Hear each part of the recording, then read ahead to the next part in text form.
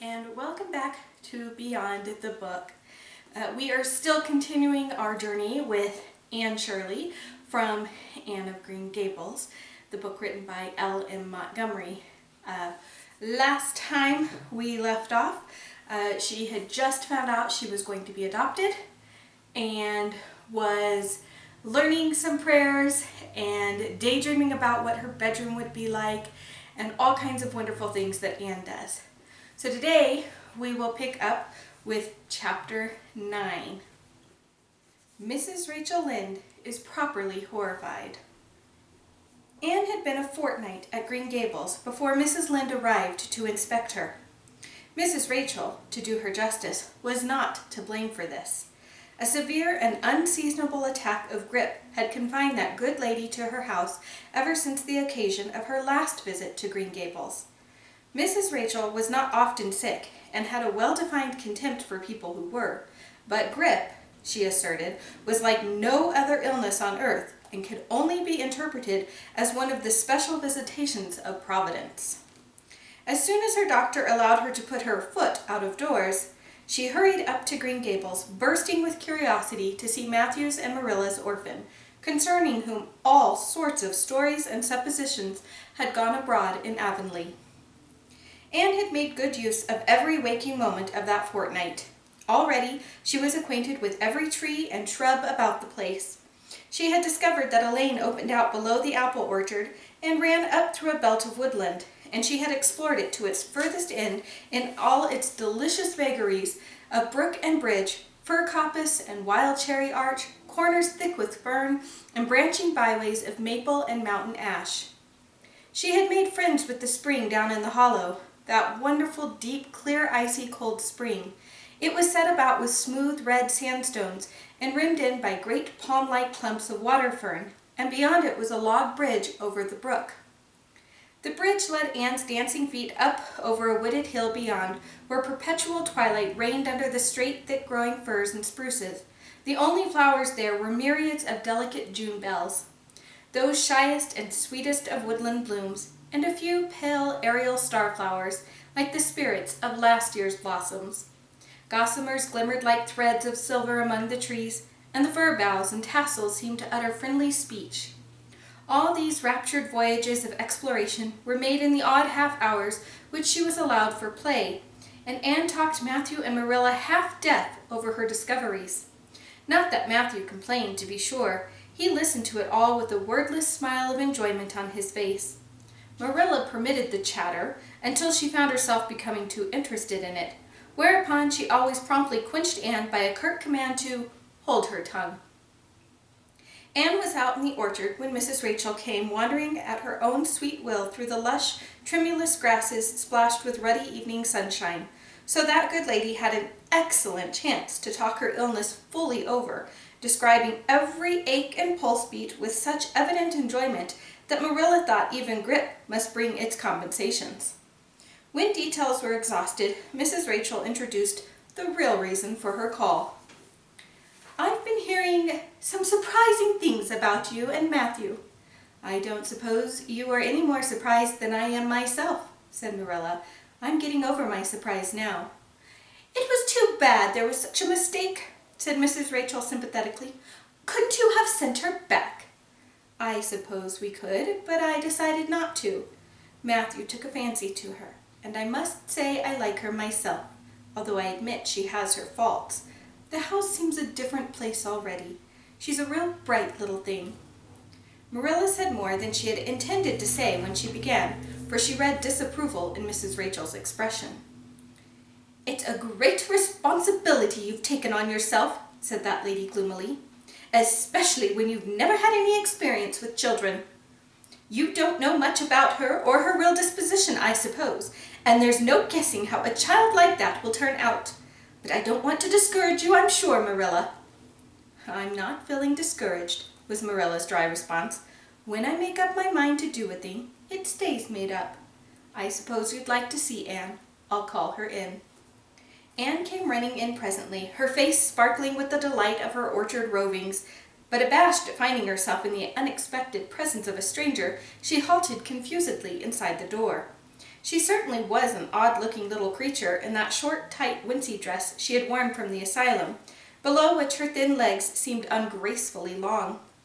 Her freckles were more numerous and obtrusive than ever. The wind had ruffled her hatless hair into over-brilliant disorder. It had never looked redder than at that moment. "Well, they didn't pick you for your looks, that's sure and certain," was Mrs. Rachel Lynde's emphatic comment. Mrs. Rachel was one of those delightful and popular people who pride themselves on speaking their mind without fear or favor. "She's terribly homely and skinny, Marilla. Come here, child, and let me have a look at you. Lawful heart, did anyone ever see such freckles? And hair as red as carrots? Come here, child, I say." Anne came there, but not exactly as Mrs. Rachel expected. With one bound, she crossed the kitchen floor and stood before Mrs. Rachel, her face scarlet with anger, her lips quivering, and her whole slender form trembling from head to foot. "I hate you!" she cried in a choked voice, stamping her foot on the floor. "I hate you! I hate you! I hate you!" A louder stamp with each assertion of hatred. "How dare you call me skinny and ugly? How dare you say I'm freckled and red-headed? You are a rude, impolite, unfeeling woman!" "Anne!" exclaimed Marilla in consternation. But Anne continued to face Mrs. Rachel undauntedly, head up, eyes blazing, hands clenched, passionate indignation exhaling from her like an atmosphere. "How dare you say such things about me?" she repeated vehemently. "How would you like to have such things said about you? How would you like to be told that you are fat and clumsy and probably hadn't a spark of imagination in you? I don't care if I do hurt your feelings by saying so. I hope I hurt them. You have hurt mine worse than they were ever hurt before, even by Mrs. Thomas's intoxicated husband. And I'll never forgive you for it. Never, never." Stamp, stamp. "Did anybody ever see such a temper?" exclaimed the horrified Mrs. Rachel. "Anne, go to your room and stay there until I come up," said Marilla, recovering her powers of speech with difficulty. Anne, bursting into tears, rushed to the hall door, slammed it until the tins on the porch wall outside rattled in sympathy, and fled through their hall and up the stairs like a whirlwind. A subdued slam above told that the door of the east gable had been shut with equal vehemence. "Well, I don't envy you your job bringing that up, Marilla," said Mrs. Rachel with unspeakable solemnity. Marilla opened her lips to say she knew not what of apology or deprecation. What she did say was a surprise to herself then and ever afterwards. "You shouldn't have twitted her about her looks, Rachel." "Marilla Cuthbert, you don't mean to say that you are upholding her in such a terrible display of temper as we've just seen?" demanded Mrs. Rachel indignantly. "No," said Marilla slowly.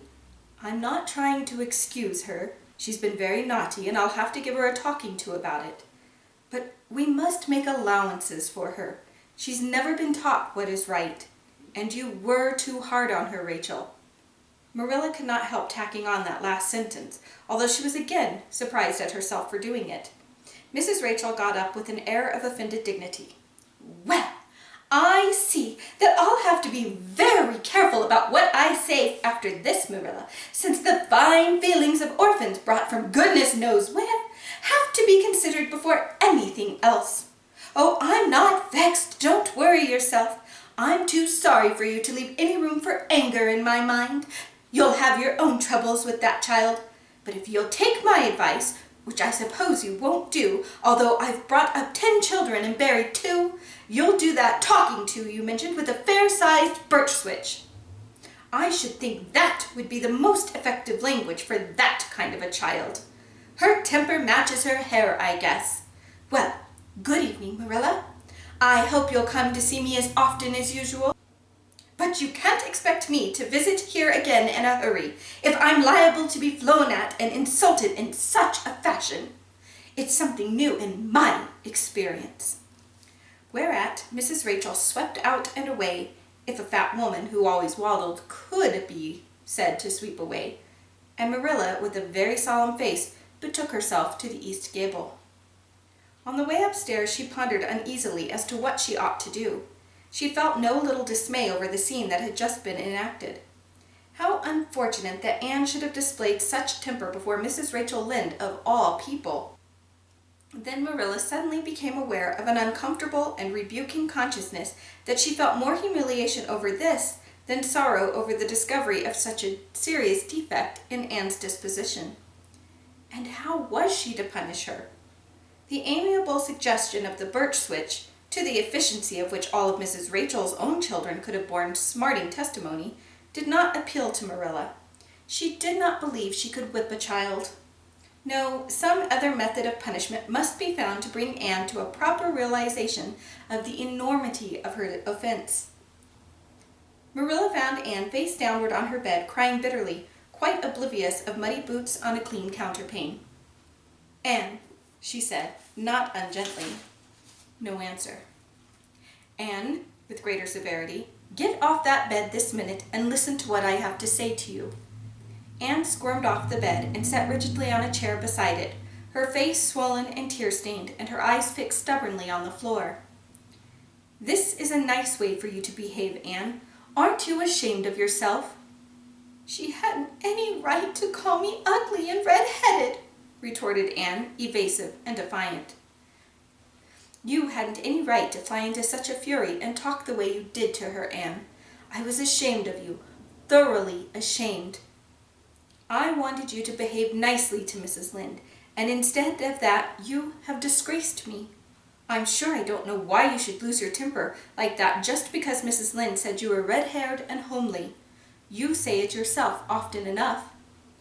"Oh, but there's such a difference between saying a thing yourself and hearing other people say it," wailed Anne. "You may know a thing is so, but you can't help hoping other people don't quite think it is. I suppose you think I have an awful temper, but I couldn't help it. When she said those things, something just rose right up in me and choked me. I had to fly out at her." "Well, you made a fine exhibition of yourself, I must say. Mrs. Lynde will have a nice story to tell about you everywhere, and she'll tell it too. It was a dreadful thing for you to lose your temper like that, Anne." "Just imagine how you would feel if somebody told you to your face that you were skinny and ugly," pleaded Anne tearfully. An old remembrance suddenly rose up before Marilla. She had been a very small child when she had heard one aunt of her say to another, "What a pity she is such a dark, homely little thing." Marilla was every day of 50 before the sting had gone out of that memory. "I don't say that I think Mrs. Lynde was exactly right in saying what she did to you, Anne," she admitted in a softer tone. "Rachel is too outspoken, but that is no excuse for such behavior on your part. She was a stranger and an elderly person and my visitor. All three very good reasons why you should have been respectful to her. You were rude and saucy and—" Marilla had a saving inspiration of punishment.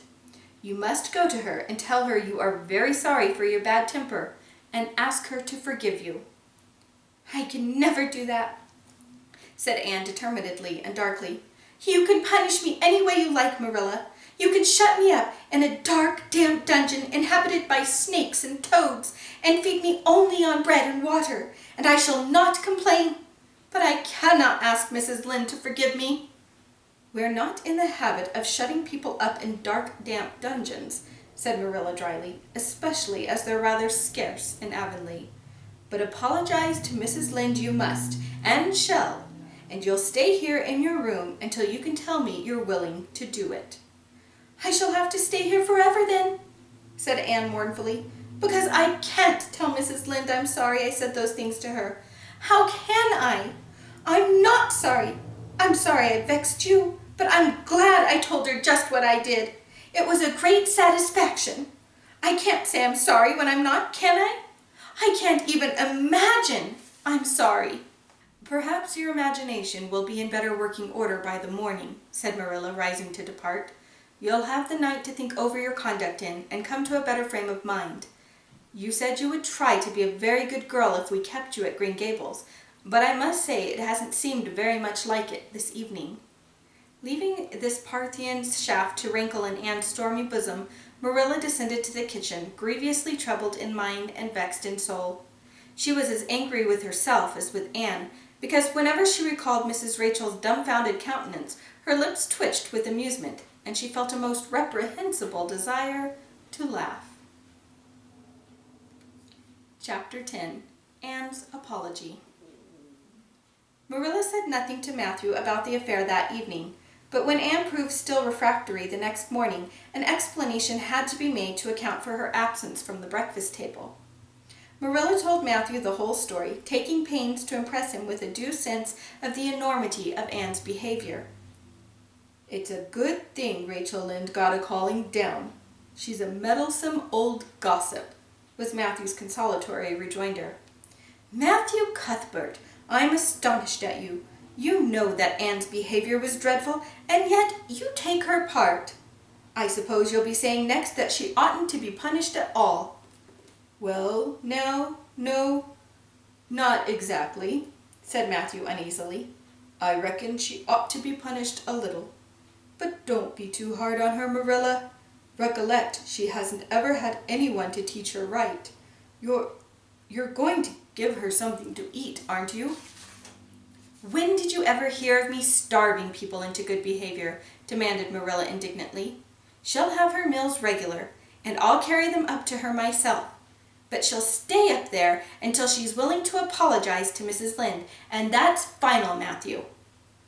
Breakfast, dinner, and supper were very silent meals, for Anne still remained obdurate. After each meal, Marilla carried a well-filled tray to the east gable and brought it down later on not noticeably depleted. Matthew eyed its last descent with a troubled eye. Had Anne eaten anything at all? When Marilla went out that evening to bring the cows from the back pasture, Matthew, who had been hanging about the barns and watching, slipped into the house with the air of a burglar and crept upstairs. As a general thing, Matthew gravitated between the kitchen and the little bedroom off the hall where he slept. Once in a while he ventured uncomfortably into the parlor or sitting room when the minister came to tea. But he had never been upstairs in his own house since the spring he helped Marilla paper the spare bedroom, and that was 4 years ago. He tiptoed along the hall and stood for several minutes outside the door of the east gable before he summoned courage to tap on it with his fingers and then opened the door to peep in. Anne was sitting on the yellow chair by the window, gazing mournfully out into the garden. Very small and unhappy she looked, and Matthew's heart smote him. He softly closed the door and tiptoed over to her. "Anne," he whispered, as if afraid of being overheard. "How are you making it, Anne?" Anne smiled wanly. "Pretty well. I imagine a good deal, and that helps to pass the time. Of course, it's rather lonesome, but then I may as well get used to it." Anne smiled again bravely, facing the long years of solitary imprisonment before her. Matthew recollected that he must say what he had come to say without loss of time, lest Marilla return prematurely. "Well now, Anne, don't you think you'd better do it and have it over with?" he whispered. "It'll have to be done sooner or later, you know, for Marilla's a dreadful determined woman. Dreadful determined, Anne. Do it right off, I say, and have it over." "Do you mean apologize to Mrs. Lynde?" "Yes, apologize. That's the very word," said Matthew eagerly. "Just smooth it over, so to speak. That's what I was trying to get at." "I suppose I could do it to oblige you," said Anne thoughtfully. "It would be true enough to say I am sorry, because I am sorry now. I wasn't a bit sorry last night. I was mad clear through, and I stayed mad all night. I know I did, because I woke up 3 times and I was just furious every time. But this morning it was over. I wasn't in a temper anymore. And it left a dreadful sort of goneness, too. I felt so ashamed of myself, but I just couldn't think of going and telling Mrs. Lynde so. It would be so humiliating. I made up my mind I'd stay shut up here forever rather than do that. But still, I'd do anything for you if you really want me to." "Well, now, of course I do.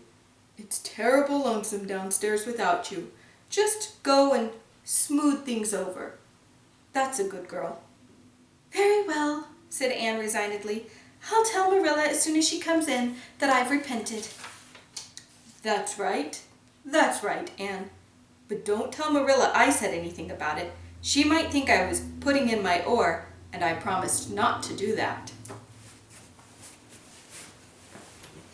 Sorry.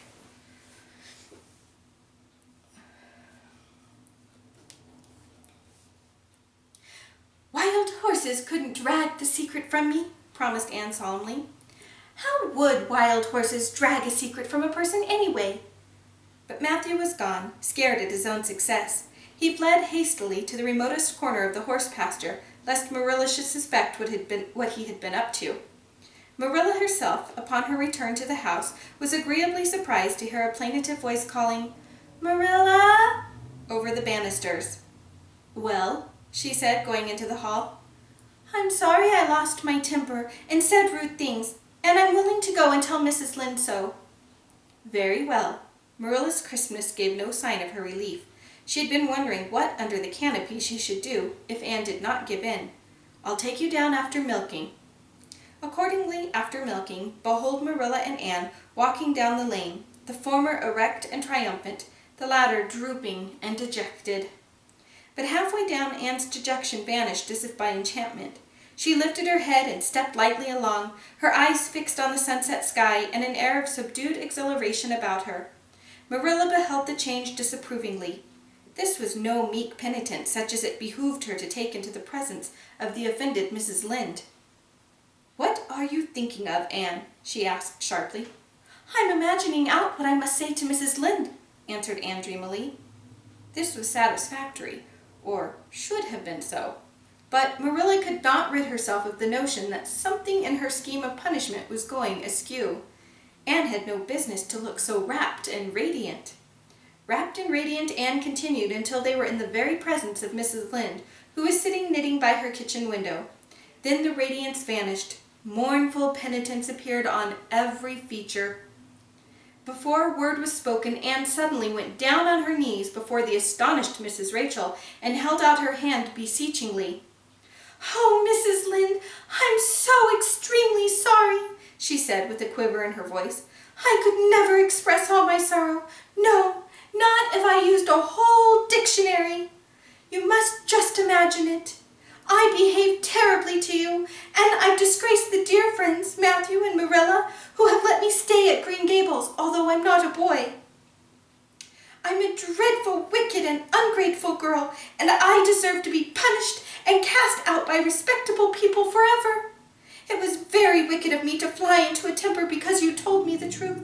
It was the truth. Every word you said was true. My hair is red, and I'm freckled and skinny and ugly. Oh, what I said to you was true too, but I shouldn't have said it. Oh, Mrs. Lynde, please, please, please forgive me. If you refuse, it will be a lifelong sorrow to me. You wouldn't like to inflict a lifelong sorrow on a poor little orphan girl, would you? Even if she had a dreadful temper? Oh, I am sure you wouldn't. Please say you forgive me, Mrs. Lynde." Anne clasped her hands together, bowed her head, and waited for the word of judgment. There was no mistaking her sincerity. It breathed in every tone of her voice. Both Marilla and Mrs. Lynde recognized its unmistakable ring. But the former understood in dismay that Anne was actually enjoying her valley of humiliation, was reveling in the thoroughness of her abasement. Where was the wholesome punishment upon which she, Marilla, had plumed herself? Anne had turned it into a species of positive pleasure. Good Mrs. Lynde, not being overburdened with perception, did not see this. She only perceived that Anne had made a very thorough apology, and all resentment vanished from her kindly, if somewhat officious heart. "There, there, child, get up," she said heartily. "Of course I forgive you. I guess I was a little too hard on you anyway, but I'm such an outspoken person. You just mustn't mind me, that's what. It can't be denied your hair is terrible red, but I knew a girl once, went to school with her in fact, whose hair was every mite as red as yours when she was young. But when she grew up, it darkened into a real handsome auburn. I wouldn't be a mite surprised if yours did too. Not a mite." "Oh, Mrs. Lynde!" Anne drew a long breath as she rose to her feet. You have given me hope. I shall always feel that you are a benefactor. Oh, I could endure anything if I only thought my hair would be a handsome auburn when I grew up. It would be so much easier to be good if one's hair was handsome auburn, don't you think? And now may I go out into your garden and sit on that bench under the apple trees while you and Marilla are talking? There is so much more scope for the imagination out there. Laws, yes, run along, child, and you can pick a bouquet of them white June lilies over in the corner if you like. As the door closed behind Anne, Mrs. Lynde got briskly up to light a lamp. She's a real odd thing, Marilla.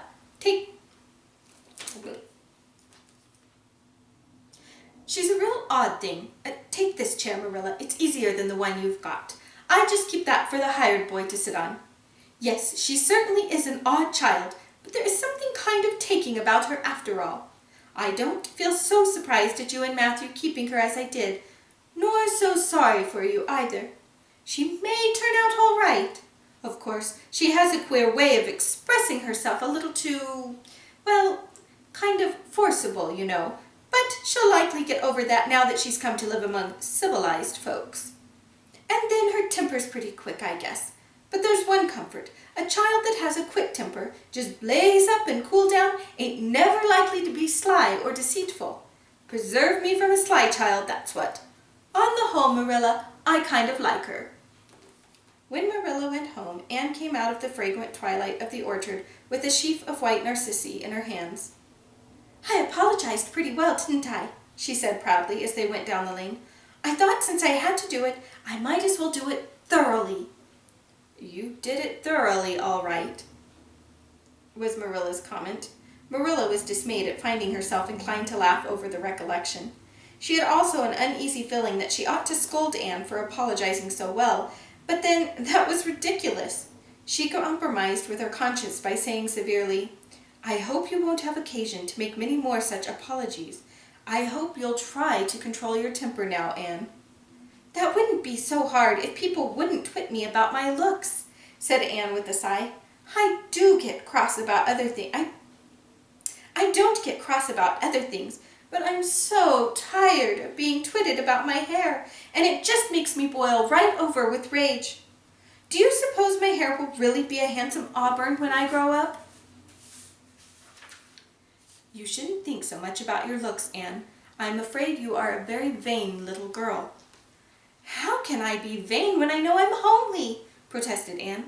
I love pretty things, and I hate to look in the glass and see something that isn't pretty. It makes me feel so sorrowful, just as I feel when I look at any ugly thing. I pity it because it isn't beautiful. Handsome is as handsome does, said Marilla.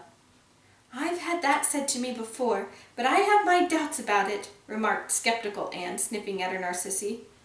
Oh, aren't these flowers sweet? It was lovely of Mrs. Lynde to give them to me. I have no hard feelings against Mrs. Lynde now. It gives you a lovely, comfortable feeling to apologize and be forgiven, doesn't it? Aren't the stars bright tonight? If you could live in a star, which one would you pick? I'd like that lovely, clear, big one away over there above the dark hill. Anne, do hold your tongue, said Marilla, thoroughly worn out trying to follow the gyrations of Anne's thoughts. Anne said no more until they turned into their own lane. A little gypsy wind came down it to meet them, laden with the spicy perfume of young dew-wet ferns. Far up in the shadows, a cheerful light gleamed out through the trees from the kitchen at Green Gables. Anne suddenly came close to Marilla and slipped her hand into the older woman's hard palm. It's lovely to be going home and know it's home, she said. I love Green Gables already, and I never loved any place before. No place ever seemed like home. Oh, Marilla, I'm so happy. I could pray right now and not find it a bit hard. Something warm and pleasant welled up in Marilla's heart at the touch of the thin little hand on her own, a throb of the maternity she had missed, perhaps. Its very unaccustomedness and sweetness disturbed her. She hastened to restore her sensations to their normal calm by inculcating a moral. If you'll be a good girl, you'll always be happy, Anne, and you should never find it hard to say your prayers. Saying one's prayers isn't exactly the same thing as praying, said Anne meditatively. But I'm going to imagine that I'm the wind that is blowing up there in those treetops. When I get tired of the trees, I'll imagine I'm gently waving down here in the ferns. And then I'll fly away over to Mrs. Lynde's garden and set the flowers dancing.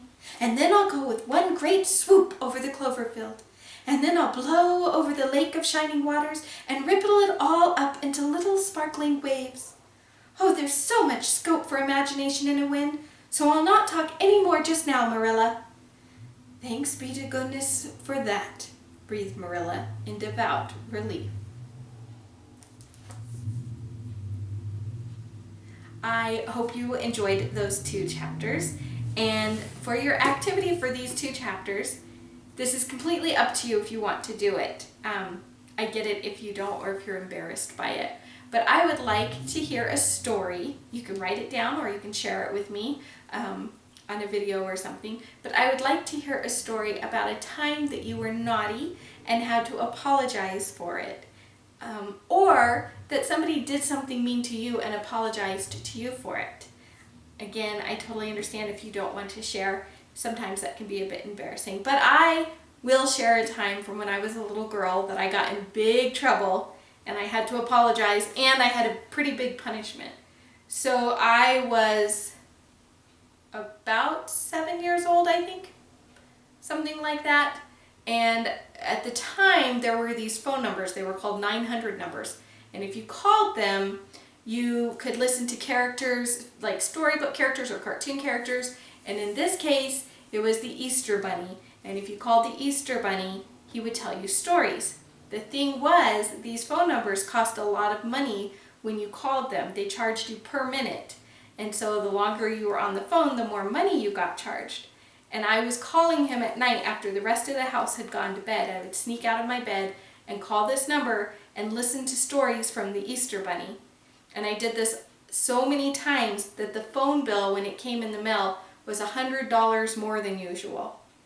And so my parents, of course, were not happy with me. And I got in big trouble. And I had to work off that phone bill for them. So that meant being grounded for the rest of the school year and coming home from school every day and doing a bunch of chores to help work off my big phone bill that I had caused. So it was a long time before I let my parents tell people that story because I was super embarrassed for a long time that I had done something so naughty and gotten in so much trouble for it. So if you're inclined and you want to share a time when you were really naughty and had to apologize or do something to make up for it, or if there was a time somebody was mean to you but then apologized later and you want to share that with me, I would love to hear from you. Thanks so much for joining me, and I